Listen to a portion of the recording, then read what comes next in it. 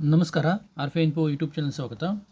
ಈ ವಿಡಿಯೋದಲ್ಲಿ ಸುಮಾರು 15,000 ಶಿಕ್ಷಕರ ನೇಮಕಾತಿಗೆ ಕರ್ನಾಟಕ ರಾಜ್ಯಪಾಲರಿಂದ ಆದೇಶವನ್ನು ನೀಡಲಾಗಿದೆ. ಹೀಗಾಗಿ ಈ 15,000 ಶಿಕ್ಷಕರ ಹುದ್ದೆಗಳು ಶೀಘ್ರದಲ್ಲೇ ನೇಮಕಾತಿ ಪ್ರಕ್ರಿಯೆ ಆಗುತ್ತೆ. ಇದು ಸಂಭವನೀಯ ದಿನಾಂಕ ಯಾವಾಗ ಆಗ್ಬೋದು, ಯಾವ ತಿಂಗಳಲ್ಲಿ ಪ್ರಕ್ರಿಯೆ ಹಾಕ್ಕೊಂಡು ಎಲ್ಲಿಯವರೆಗೆ ಪ್ರಕ್ರಿಯೆ ನಡೀಬಹುದು ಅನ್ನೋದನ್ನು ಈ ವಿಡಿಯೋದಲ್ಲಿ ನಮಗೆ ಸ್ಪಷ್ಟವಾಗಿ ಹೇಳ್ತಾ ಬರ್ತಿದ್ದೆ.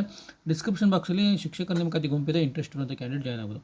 ಆದಮೇಲೆ ತಮಗೆಲ್ಲ ಗೊತ್ತಿರುವ ಹಾಗೆ 15,000 ಶಿಕ್ಷಕರ ನೇಮಕಾತಿಗೆ ಕರ್ನಾಟಕ ಸರ್ಕಾರದ ನಡಾವಳಿಯಲ್ಲಿ ಪ್ರಕಟಣೆಗೊಳಿಸಿದ್ದಾರೆ. ಇಲ್ಲಿ ನೋಡ್ಬೋದು 26-27ನೇ ಸಾಲಿಗೆ ಸಂಬಂಧಪಟ್ಟಂತೆ ಶಾಲಾ ಕಾಲೇಜುಗಳಲ್ಲಿ ಖಾಲಿ ಇರುವಂಥ ಸುಮಾರು 15,000 ಬೋಧಕರ ಹುದ್ದೆಗಳನ್ನು ಭರ್ತಿ ಮಾಡಲಾಗುವುದು ಅಂತೇಳಿ ಕೊಟ್ಟಿದ್ದಾರೆ.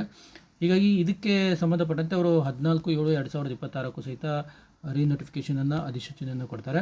ಇಲ್ಲಿ ಅಧಿಸೂಚನೆಯ ಪ್ರಕಾರ ಅವರು ಕಲ್ಯಾಣ ಕರ್ನಾಟಕ ಮತ್ತು ಕಲ್ಯಾಣ ಕರ್ನಾಟಕೇತರ ಭಾಗ ಅಂತ 2 ಭಾಗ ಇದೆ. ಸೊ ಕಲ್ಯಾಣ ಕರ್ನಾಟಕದಲ್ಲಿ 6,900 ನಿಯರೆಸ್ಟ್ ಆಗಿ 7,000, ಅದನ್ನು ಹೊರತುಪಡಿಸಿ ಬೇರೆ ಪ್ರದೇಶದಲ್ಲಿ 8,000 ಹುದ್ದೆಗಳು ಖಾಲಿ ಇದ್ದಾವೆ. ಇದರ ಕುರಿತಾಗಿ ನೀವು ಸಹಿತ ಡೀಟೇಲ್ ಆಗಿ ನೋಡಿರ್ತೀರಿ, ಯಾವ್ಯಾವ ಪ್ರದೇಶಕ್ಕೆ ಎಷ್ಟೆಷ್ಟು ಹುದ್ದೆಗಳಿದ್ದಾವೆ ಅನ್ನುವಂಥ ವಿವರವನ್ನು ನೋಡಿರ್ತೀರಿ. ಆದರೆ ಈ ಹುದ್ದೆಗಳನ್ನು ಯಾವಾಗ ಕಾಲ್ ಮಾಡ್ತಾರೆ ಅಂತ ನೋಡ್ತಾ ಬರೋದಾಯಿತು ಅಂದರೆ ತಮಗೆಲ್ಲ ಗೊತ್ತಿದೆ.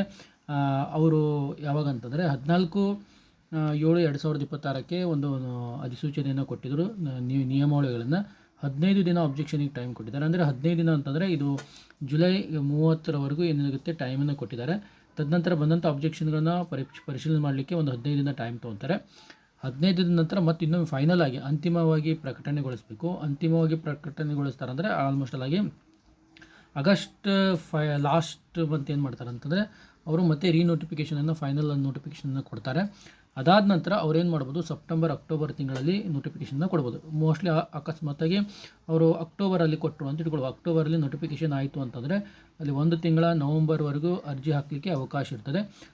ನವಂಬರ್ ಆದ ನಂತರ ಡಿಸೆಂಬರ್-ಜನವರಿಯಲ್ಲಿ ಪರೀಕ್ಷೆಯನ್ನು ಮಾಡಿ ನಂತರ ಅವ್ರೇನು ಮಾಡ್ತಾರೆ, ಯಾವಾಗ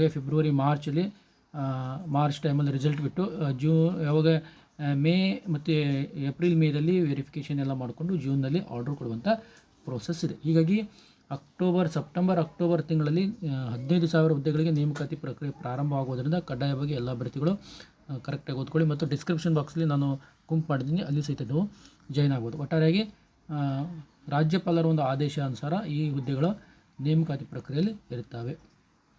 ಓಕೆ, ಥ್ಯಾಂಕ್ ಯು.